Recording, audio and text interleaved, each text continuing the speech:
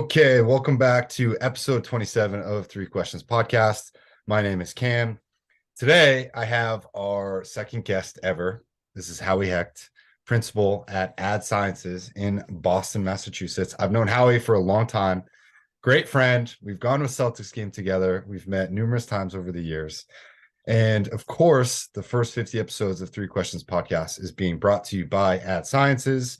I will let Howie explain more about what Ad Sciences is specifically, but he is here to answer three very specific questions about his career, about starting a business, and about how to sort of advertise online and optimize different things.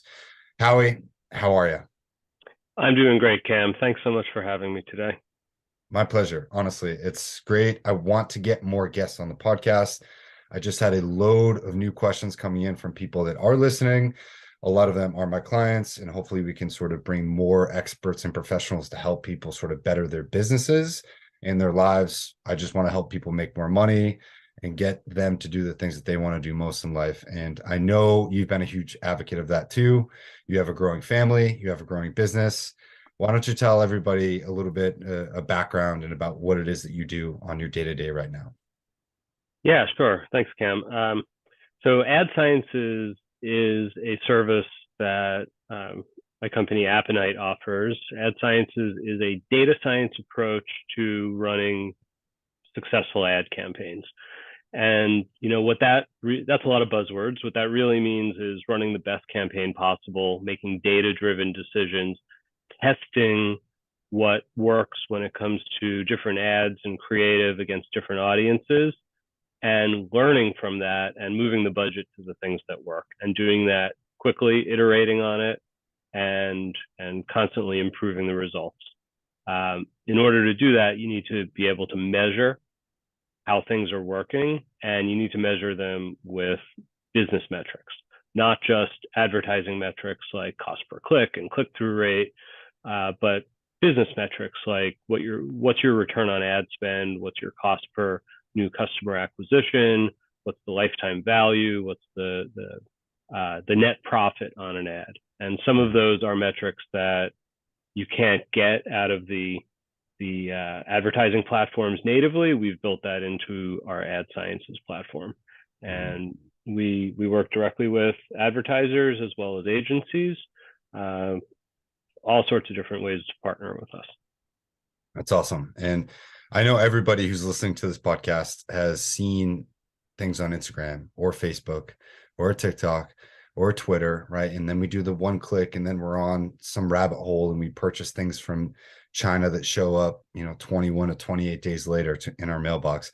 So everyone knows that the online experience of shopping or the one click shopping and everything from the advance of Apple Pay to just having a digital wallet, it's a dangerous game.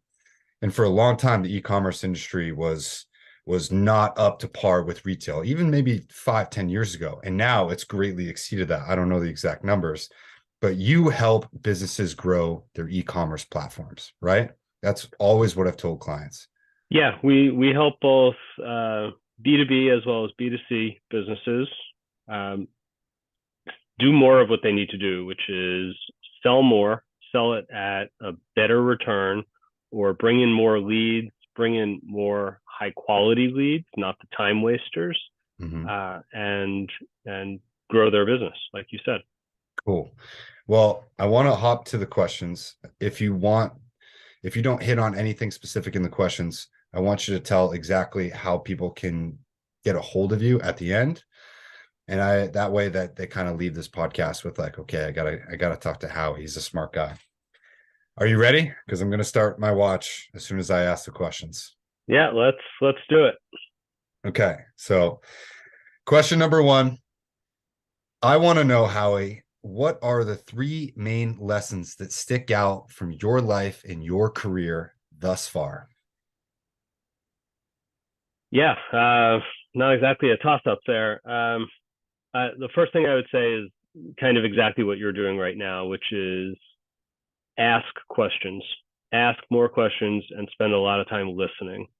I think that a lot of people are just more interested in let's say too many people are too interested in telling people what they want to tell them without understanding necessarily who they're talking to and what they need to hear. And that kind of goes into the second thing, which is ask how you can be helpful. Sometimes rather than trying to sell somebody on something, it's just better to say, how can I help? And hear it directly from them. And then you might have to ask them more questions about how you can help, because you might still be speaking two different languages, so to speak. And then lastly, more of just kind of a general thing, I'd say trust your gut. Like, make an informed decision, but if you have a feeling about something one way or the other, be open to the possibilities, but trust your initial impression and your gut on how you think things are going to go. Mm, I love that. And you're a minute and 30 seconds in. So I want to know what specific examples that you have gone through in your life, whether that's, a job transition, end of a relationship, moving to a new place. I mean, everyone has these, events within their lives that cause us to sort of look at things in a new way, or increase our intuition, or lengthen our awareness so that we're able to sort of look back and have 2020 vision with the mistakes and or the decisions that we made. Are there things, right? And I wrote these down. You said listen, and then you said ask how you can help, and also trust your gut. Are there any examples that you'd be willing to share in the next 3 minutes that maybe affirm some of those things for you? Um, yeah. Let's see. You know, we get about almost all of our new business comes from referrals. And a lot of times when somebody's made a referral to our advertising service, um, so I'm the one who handles new business. I always speak to them. It isn't always clear as to exactly how we can help, I can help, how my company can help, and sometimes it's not just about selling them on our services, but doing the right thing for the company themselves. Um, an example of this is um, someone made a referral recently, and as much as I would have loved to sign up a new client, it just wasn't the right thing for them. It's too early on in the business. Uh, I'm happy to help them get some stuff set up on their own and just be helpful, but just selling them something that was too early and that they don't need right now would have been a disservice to them. I think that kind of honesty in business is rare these days. It's very noble to have that, right? So I'm glad that you can sort of take these three lessons. And again, number one was listen. Number two was always ask how you can help. And then number three was trust your gut. So it seems like you've been really attuned to being able to trust your gut in your professional career. Would you agree? Yeah, I try to. And, as far as I'm concerned, reputation is everything, right? So Mm. mislead somebody, if first of all, I would feel bad about it. I would never do it intentionally, but word would get around, and there goes all trust, right? It's just not worth it. Yeah, it's funny how your word and your actions can build or break your trust within seconds. So those are excellent points, right? Let's stop that right there. I want to hop directly into question number two. And question number two is, what are the three things you have consistently seen when it comes to businesses advertising online through social media? Yeah, so there's there's a few different ways to look at that. One of the things that I constantly see are businesses who have tried advertising on social media, and we concentrate specifically on Meta, on Facebook and Instagram.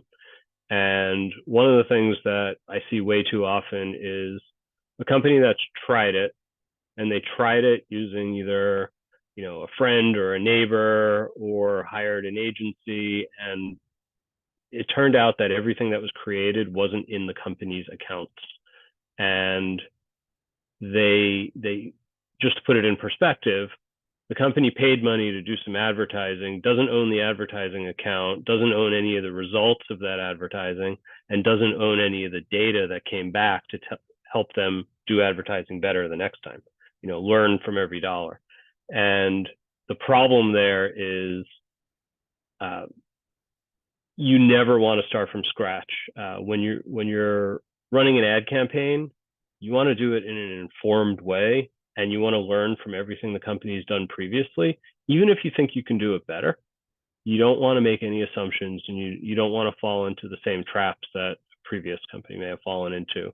And unfortunately, there's a lot of unscrupulous agencies out there that'll kind of set people up with their accounts thinking they're theirs, but the agency actually owns it. And part of the reason they do that is so that there's a cost of switching. They think that you're going to be locked in. And it's unfortunate, but whenever we encounter that situation, whether it's a prospect or a client, we get them set up with their own accounts. I have a deep background in the data security world. And so from my perspective, it's very important that a client own their data. Related to that, it's making data-driven decisions.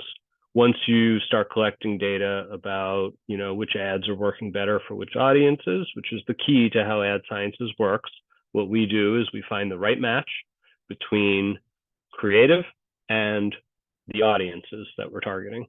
And we do so by measuring it along those business metrics I talked about earlier. Making data-driven decisions is everything. I've got so many stories about founders, CEOs, CMOs, VPs of marketing, people who had some kind of an emotional attachment or hatred in some cases for a particular piece of ad creative that just sent the campaigns going in the wrong direction. One example is, I'm going to not name the company, but there was a piece of creative that was produced by a previous agency that they just never tested. The CEO hated the image. I'm not even going to tell you what the image is because I don't want it to be identifiable.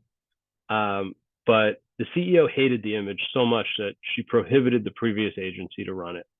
I got her to trust me and trust in our process that you should run all ads to all audiences to see what works instead of trying to predict and influence, let your own preferences influence what you're running. She agreed. And it turns out that years later, still, that ad is by far the best performer in the campaigns. It generated more than half the revenue of all the campaigns over years.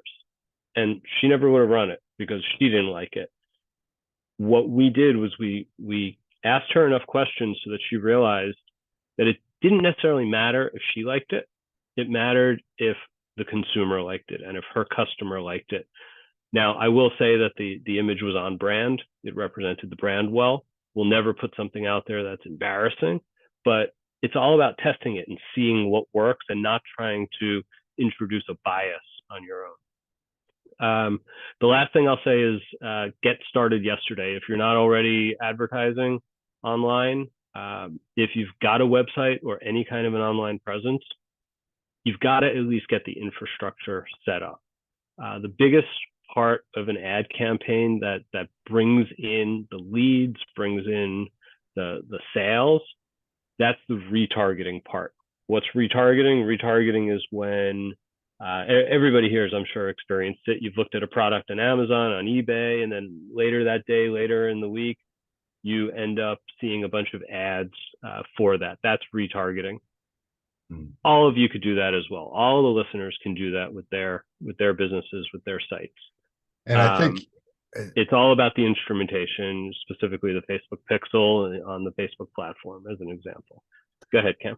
Oh, I was going to say, you bring up an amazing point, is that business owners do not know how much they are truly capable of doing with existing platforms.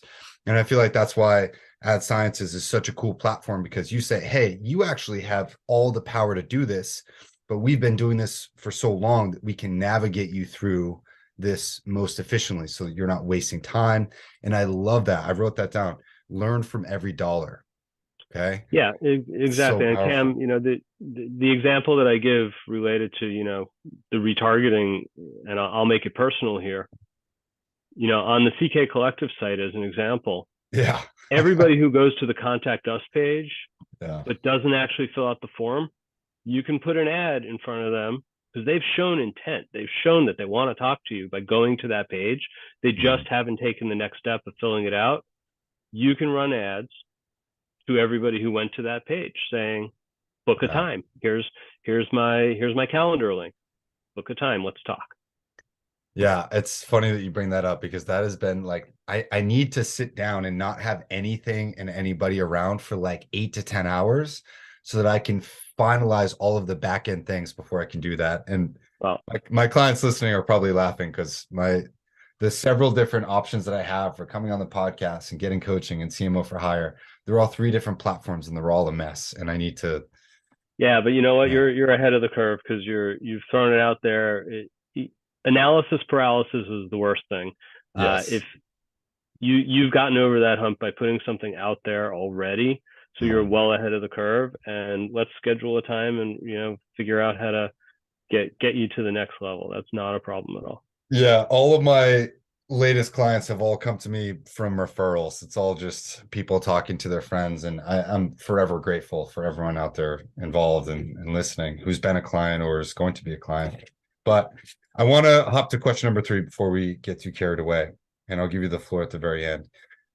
Question number three is if you were starting a business today, what would you do and how would you do it? Yeah, sure. I would put all the systems in place at the start. Uh, when you're starting a business, you just want to execute. You want to start getting stuff done, and it's in our instinct to just say, oh, I'll get to that later. I'll put my CRM together later.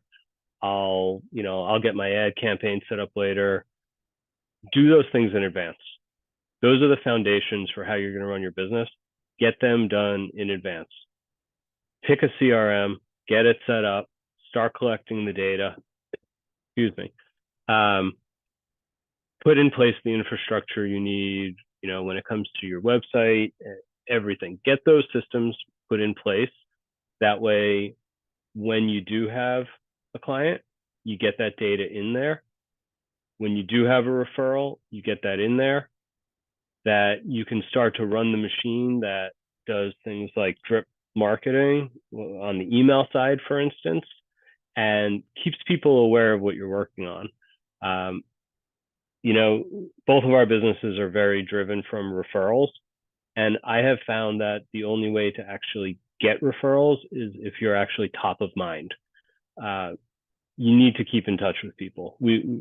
Our business itself, it's almost like a shoemaker's kids type of thing. We're quite a number of years into it, and we just we've experimented with it before in the past, but we just really went and treated ourselves like our own client and launched our own ad campaigns.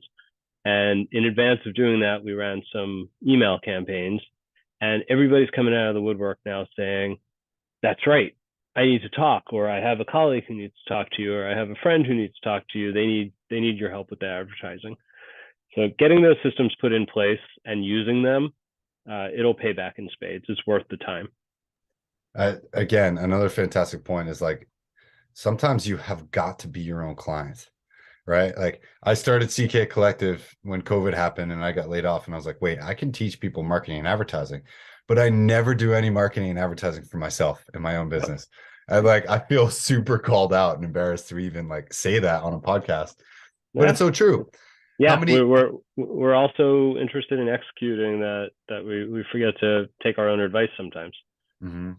And I don't think that that's just a Northeast thing. Like I know you've lived in Boston and New England for long enough to know that our people are very strong-willed, okay, and opinionated, but there also needs to come a time and a place for like understanding your own needs and taking space. So it's great that you say that. It's an awesome reminder for entrepreneurs. But the last part of that question, right? What would you do? Would it be a product? Would it be a service? What do you think? Um, that's a great question. So I think whatever it is, there needs to be some recurring revenue component of it that uh, lets you make money while you sleep. Um, Time is a limited resource. consulting businesses are great, but in the end, they are a grind. If you have a way to monetize something on a recurring basis that doesn't require your time, you've got to build that in, and you've got to. I mean, that's the way to build wealth. I think is to have recurring revenue that's scalable. Mhm. Yeah. Yeah, making money while you sleep, that's the whole goal because too many people, even myself included, who has a consulting company, I'm trading my time for money. Okay. And I have toiled and built programs and I've recorded entire programs, 30-day programs, week-long, 2-week programs, the whole thing on marketing and advertising. And I am terrified to post it because I don't really like being in the limelight. But at the same time, I have no options to make recurring revenue.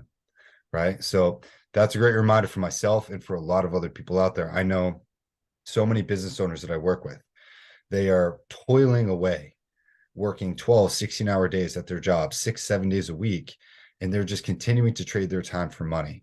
Okay. And they don't have some of these recurring things or these automated processes on the back end that can upsell them and reach their customers when their customers can't be reached by them in person. Yep. So I think you brought in a lot of really good points. That is exactly 5 minutes too. But I want to give you the floor to sort of say anything that you feel like wasn't said specifically about ad sciences or how to reach you or more about what you do. The floor is yours, Howie. Yeah. Thanks, Cam. Yeah, ad sciences is pretty easy to find. It's. I'll warn everybody in advance. It's got too many S's in the name. It's ADS, ads plural, and then the word sciences plural .com. You can also search for my name, and assuming that the screen recording has our names on it as well, then you'll see the URL below my name there, over there somewhere. Yeah, I mean, the number one thing I can offer to anybody is that if you've already done any advertising, you've got some campaigns going, whether they're, a neighbor running them in-house or an agency, we can do an ad sciences audit. And an ad sciences audit lets us analyze your campaigns in a read-only fashion and use our platform and our data science tools and algorithms to show you if and how they can be improved. And to be honest, it's kind of like a demo in disguise, but it's a demo using the client's actual data so that they understand it, they're tuned into it, and it's the best sales tool I have, because when you see how you can improve the campaigns, you want to, like, people are clamoring to sign up after an ad sciences audit. And I'll give a spoiler alert, and it's kind of a spoiler, but it's also something to tempt people. We almost always find at least two things in an audit. We find ads that have shown promise and statistical significance that they will work. They have great stats and all the metrics look great, but they've either been turned off or have a very low budget assigned to them. And conversely, we almost always find the opposite, which are ads that have proven themselves long, long ago that they will never work. Statistically proven themselves that they will not work. It costs too much to get a lead or a sale. They're not generating sales. They're not generating clicks. The click-through rate's not right. Everything is wrong with them. But yet either they're still on or they've spent way too much before they got turned off. We almost always find those things. We can show you where they exist in an ad sciences audit in your own campaigns. And that's usually how we're able to get the best performance out of the campaigns, out of anybody. We find those good matches and we move the budget to them and we turn off the ones that are not working. Nice. Yeah, that's really good to hear. I know we've talked about, PPC type stuff, but I would love to encourage anybody who has a small business, whether it's a product or service or some type of idea about recurring revenue, to get in touch with Howie. And Howie, what's the best way that people can reach you? Email, Uh, LinkedIn? yeah, email or LinkedIn. I'm easy to find either way. Email is really easy. Howie, Howie, The name of the company is Appanite, APPANITE.com. That's Alpha Papa Papa Alpha. Um, I forgot what N is. November. November. Thank you. November Indigo November Tango. India Tango Echo.com. Yeah. Exactly. Now you're speaking my language. I love it.